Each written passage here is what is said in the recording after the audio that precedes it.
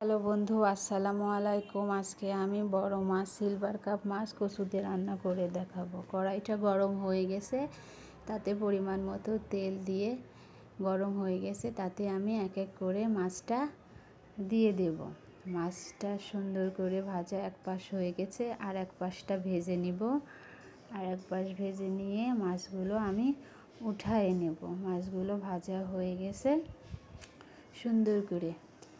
আর এক পাত্রে আমি তেল দিব।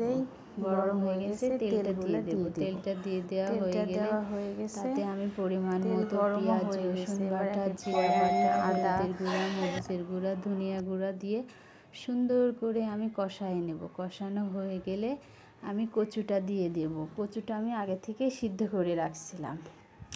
কচুটা দিয়ে আমি সুন্দর করে কষায় নেব। কষানো হয়ে গেছে,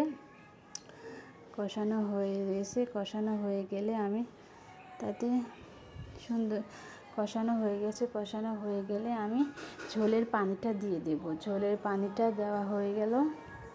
ঝোলের পানিটা টকবক করে ফুটে আসলে আমি তাতে এক এক করে মাছটা দিয়ে দেব।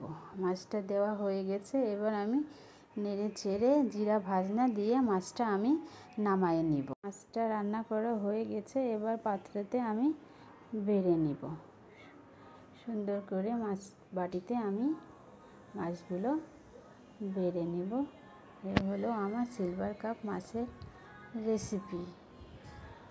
সুন্দর করে পরিবেশন করা হয়ে গেছে আমার মাছটা রান্না করা।